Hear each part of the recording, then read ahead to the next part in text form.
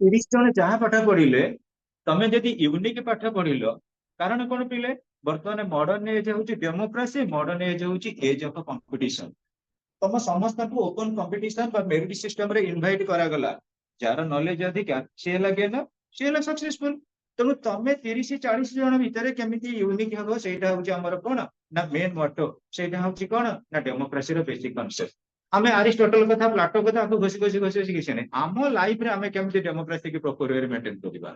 ଆମ ଘରେ 3 ଜଣ ଝିଅ ଅଛେ, ଆମ ବାପା କଣ କଲେ, 3 ଜଣଙ୍କୁ ଏକା ପଇସା ଦେଲେ, ଇକ୍ୱାଲି ଡିଷ୍ଟ୍ରିବ୍ୟୁଟ କଲେ, କିନ୍ତୁ ପ୍ରପର ୱେରେ କିଏ ତାକୁ ମ୍ୟାନେଜ କରୁଛି, କିଏ ତାକୁ ଇମ୍ପ୍ଲିମେଣ୍ଟ କରୁଛି, ଦାଟ ଇଜ ହଉଛି ଡେମୋକ୍ରାସି। ଆଉ ଗଣତନ୍ତ୍ର କଥାକୁ ଖାଲି ଘୋଷିକିରି ସେ ପ୍ଲାଟୋ କହିଥିଲେ, ଆରିଷ୍ଟଟଲ କହିଥିଲେ ପାଗଳ ହେଇଯିବ, ଆମ କିଛି ଲାଭ ମିଳିବନି। ଆମ ଡେ ଟୁ ଡେ ଲାଇଫରେ ଆମେ କେମିତି ଗଣତାନ୍ତ୍ରିକ ଚିନ୍ତାଧାରାକୁ ମେଣ୍ଟେନ କରିବା।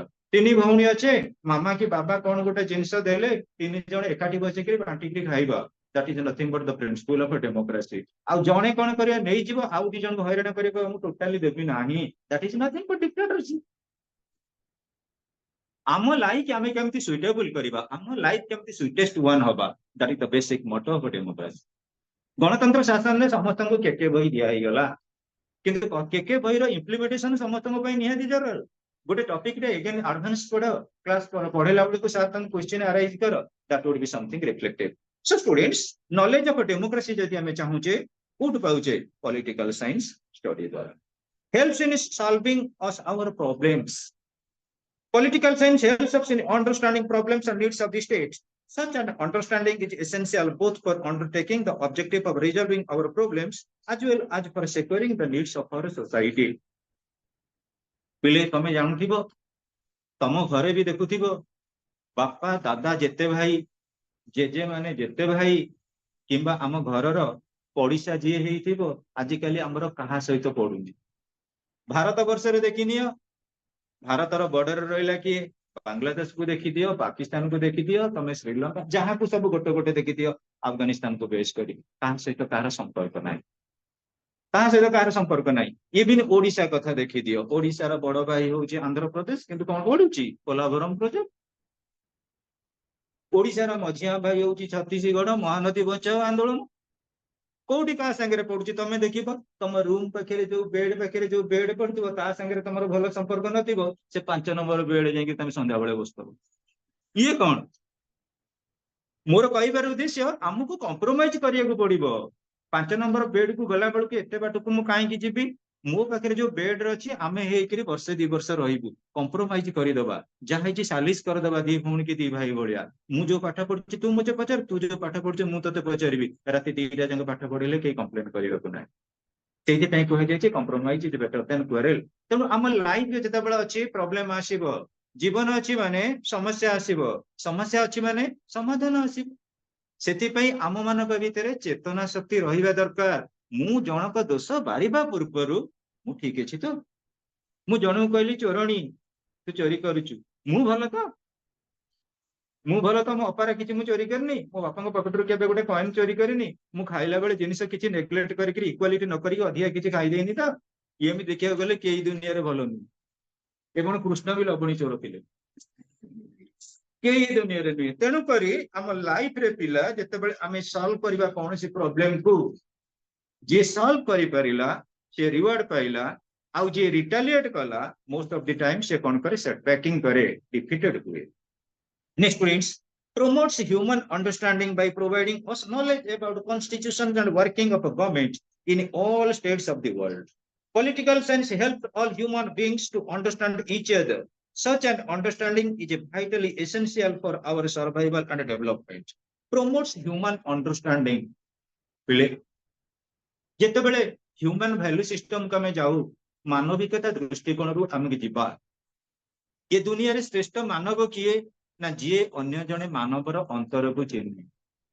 ତମେ ବର୍ତ୍ତମାନ ଫ୍ରେଣ୍ଡସିପରେ ଅଛ, ଯିଏ ରିଏଲ ଫ୍ରେଣ୍ଡ ଜାଣିପାରିବ ତା ଫ୍ରେଣ୍ଡର ମୁହଁକୁ ଦେଖିକିରି ସେ ଫ୍ରେଣ୍ଡ ଆଜି ଭଲରେ ଅଛି ନା ମନ୍ଦରେ ଅଛି, ଖାଇଛି ଘରେ କିଛି ମିଲ୍ ନା ମାଡ ଖାଇଛି, କଣ ତାର ସରିଫୁଲ ମୁଡ ଅଛି, ଏଇଟାକୁ ସେ ଜାଣିପାରିବ। What is the reason of his sorrowful mood, କଣ ପାଇଁ ସେ ଦୁଃଖରେ ଅଛି। ତେଣୁକରି ଆମର ପ୍ରତ୍ୟେକ ଜାଗାରେ କୁହାଯାଇଛି ସକଳ ଘଟେ ନାରାୟଣ। ଆମେ ପିଲେ ଦେଖିନିଅ, ମନ୍ଦିର ଯାଉଛେ, ମସଜିଦ ଯାଉଛେ, ଚର୍ଚ୍ଚ ଯାଉଛେ, କିନ୍ତୁ ନାରାୟଣ କୋଉ ଜାଗାରେ ଅଛନ୍ତି ଜାଣିପାରୁନ। ନାରାୟଣ ପ୍ରକୃତିର ମଣିଷ ହୃଦୟରେ ରହିବେ। ତମେ ଆଜି ପାଠ ପଢିବାକୁ ଆସିଛ, ମୁଁ ତମକୁ ପାଠ ପଢଉଛି। ତମକୁ ଯଦି ମୁଁ ନିଜର ପୁଅ ଝିଅ ଭଳି ଭାବିକିରି ପାଠ ପଢେଇଲି, ତମକୁ ଭଲ ମଣିଷ କଲି, ଭଲ ପରସେଣ୍ଟେଜ ରଖେଇଲି, ତାହେଲେ ମୋର ମୋକ୍ଷ ପ୍ରାପ୍ତି ହବ। ସେଇଥିପାଇଁ ଯେତେ ଉପନିଷଦ ଅଛି, ଶିକ୍ଷା କ୍ଷେତ୍ରରେ ଶ୍ରେଷ୍ଠ ଉପନିଷଦ ହଉଛି ମୁଣ୍ଡକ ଉପନିଷଦ। ମୁଣ୍ଡକ ଉପନିଷଦରେ ଅଲରେଡି ବର୍ଣ୍ଣନା କରାଯାଇଛି, ଯଦି ଗୋଟେ ଶିକ୍ଷକ ତା ଜୀବନ କାଳ ଭିତରେ ଠିକ ରୂପେ ଶିଷ୍ୟ ମାନଙ୍କୁ ଶିକ୍ଷା ଦିଏ, ତାହେଲେ ସେଇଟା ହଉଛି ମୋକ୍ଷ ପ୍ରାପ୍ତି। ମୋକ୍ଷ ଅର୍ଥ ମାନେ କଣ? ଘର ଦ୍ୱାର ଛାଡି ପଳେଇବ? ନା ନା ନା ନା। ତମକୁ ଗୋଟେ ମିଳିବ କଣ କି? ଆକ୍ଚୁଆଲି ରିନୁସିଏସନ, ଅର୍ଥାତ୍ ତୁମ ଜୀବନଟା ଗୋଟେ ହେଇଯିବ କଣ କି? ସାର୍ଥକ ହେଇଯିବ।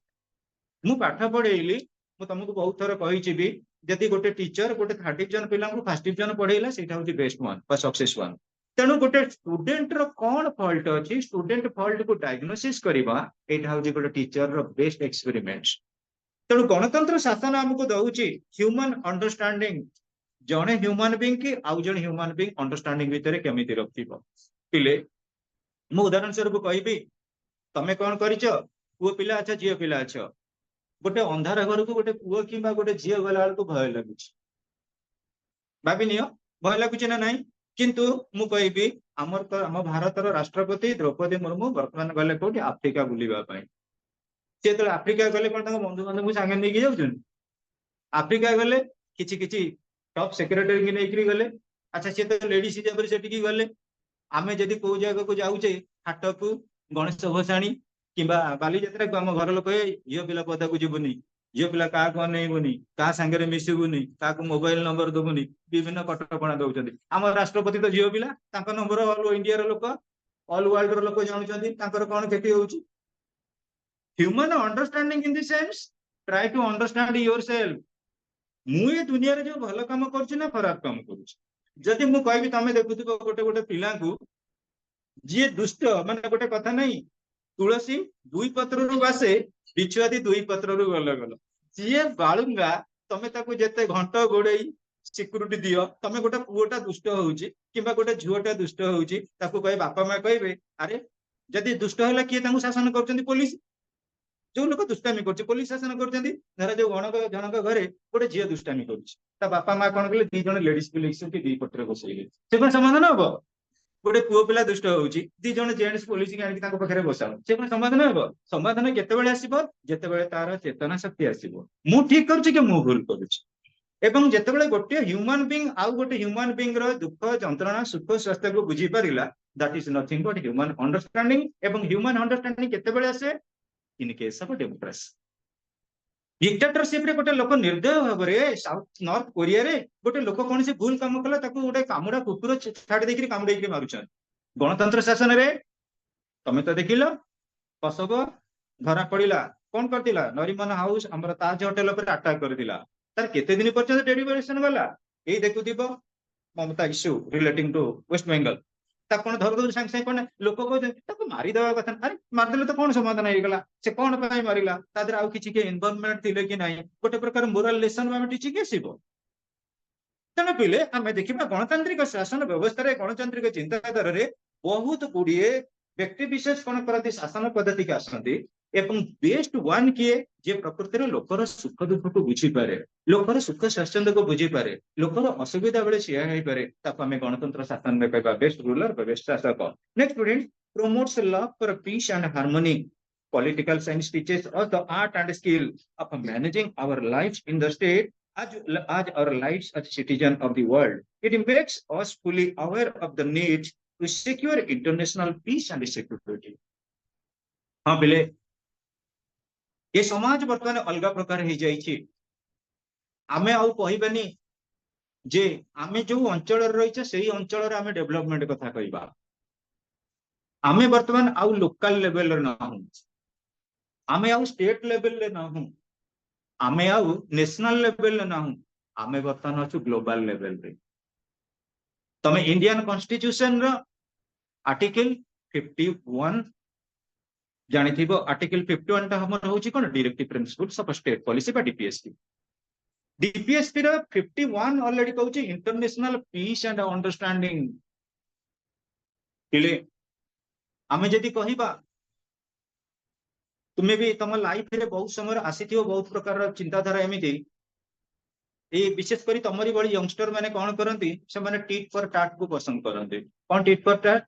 ତମକୁ କିଏ ବାଡେଇଲା ଆଉ 4 ଜଣ 3 ଜଣ ସାଙ୍ଗକୁ ନେଇ ପଳା ତାକୁ ଗୋଟା କାଟ କୁଟି ଦେଇ ପଳେଇ ସିଏ ସବୁଠୁ ଛକିକି ରହିଲା ତା ସାଙ୍ଗକୁ 3-4 ଜଣକୁ ଡାକିଲା ବଜେଇଲା ମାଡ ଇଏ ୟାକୁ ବେଶ କରି ରେଭେନ୍ସାରେ ବହୁତ ସମୟରେ ହଷ୍ଟେଲ ଭିତରେ ଗଣ୍ଡଗୋଳ ନହେଲେ ଲୋକାଲ ଆଉ ଯେତେବେଳେ ହଷ୍ଟେଲ ପିଲାଙ୍କ ସାଙ୍ଗରେ ଗଣ୍ଡଗୋଳ ଲାଗେ ହଷ୍ଟେଲ ପିଲା ପୁରା ମଙ୍ଗଷ୍ଟର ହିସାବରେ ପୁରା ଓହ୍ଲେଇ ଆସନ୍ତି ହଷ୍ଟେଲରୁ ରେଭେନ୍ସା ପୁରା ଛାଇ ହେଇଯାଏ ତେଣୁ ପିଲେ ଏଇଟା କଣ ଅଣ୍ଡରଷ୍ଟାଣ୍ଡିଂ ଇନ ଦି ସେନ୍ସ କଣ ପିସଫୁଲ ନେଗୋସିଏସନ ପିଲେ ସୋଭିଏତ ରଷିଆ ପାଖରେ ଆଟମ ବମ୍ ଅଛି ୟୁରୋପିଆନ କଣ୍ଟ୍ରି ପାଖରେ ଆଟମ ବମ୍ ଅଛି ତାହେଲେ ୟୁକ୍ରେନ ଯୁଦ୍ଧ ଏତେ ଦିନ ହେଲା କଣ ପାଇଁ ଚାଲିଛି କୁହ ଏ ଦୁନିଆରେ ସବୁଠାରୁ ପାୱାରଫୁଲ ଜିନିଷ କିଏ ପେସେନ୍ସ ଯେତେବେଳେ ଗୌତମ ବୁଦ୍ଧ ତାଙ୍କର ଫାଷ୍ଟ ସର୍ମନ ଦେଲେ ତମେ ଜାଣିଥିବ ନିରଞ୍ଜନା ନଦୀ ତଟରେ ଫଲ୍ଗୁ ନାମକ ତାଙ୍କର ଜଣେ ଶିଷ୍ୟ ପଚାରିଥିଲେ what is the meaning of ଅ ପ୍ରେୟାର ଗୌତମ ବୁଦ୍ଧ କହିଥିଲେ ପ୍ରେୟାର ମିନ୍ସ ପେସେନ୍ସ କିନ୍ତୁ ବର୍ତ୍ତମାନ ଯୁଗରେ ତମେ କହିଲ କାହାର ଆଜିକାଲି ସହିବାର ପେସେନ୍ସ ଅଛି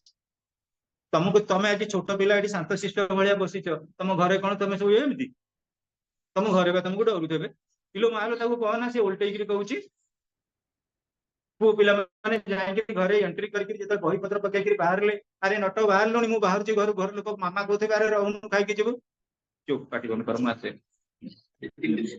ଆଜିକାଲି ପରିବାରରେ ବାପା ମା ଯଦି ଡରୁଛନ୍ତି ଚୋର ଡକାୟତକୁ ଡରୁନାହାନ୍ତି ବେଶୀ ଡର ତାଙ୍କର ପୁଅ ଝିଅଙ୍କ ଉପରେ ଯୋଉ ପରିବାରରେ ପୁଅ ଝିଅ ଟିକେ ହାଇଲାଇଟିଂ ହେଲେ ପାଠ ପଢି ଭଲ ମଣିଷ ହେଲେ ଭଲ ନହେଲେ ବାପା ମାଙ୍କୁ ଷ୍ଟ୍ରେଟ ଚ୍ୟାଲେଞ୍ଜ କରୁଛନ୍ତି ସେମାନେ ବାପା ମାଙ୍କର ଯାହା ଫଲ୍ଟ ଯଦି ରେକ୍ଟିଫିକେସନ କରୁଛନ୍ତି ଆଜିକାଲି ପୁଅ ଝିଅ ମାନେ ଆଉ ବାପା ମା କଣ କରୁଛନ୍ତି ଗେହ୍ଲାରେ ବଢେଇଛନ୍ତି ଆଉ ଆଗତା କଥା ଧରନା ଛାଡ କିନ୍ତୁ ବାପା ମା କଥା କେଇ ଜଣ ଧରୁଛ ନ ଧରୁଛ କହିଲେ ବାପା ମା ଯଦି ଥରେ କହିଦେଲେ ସେଇ କଥାକୁ ତମେ ବରଂ ରିପିଟ କରିକି ରଖୁଛ ତେଣୁ ପିଲେ ଆମର ମନେ ରଖ promote love for peace and harmony ନିଜେ ରହିବା ଅଲଗା ରାଷ୍ଟ୍ର ମାନଙ୍କ ସହିତ କୋଅପରେସନ ରଖିବା ନିଜେ ଉନ୍ନତି କରିବା ଅଲଗା ରାଷ୍ଟ୍ରକୁ ଉନ୍ନତି କରିବା ପାଇଁ ପଥ ଦେଖେଇବା that is nothing but I feel the importance or significance of political science.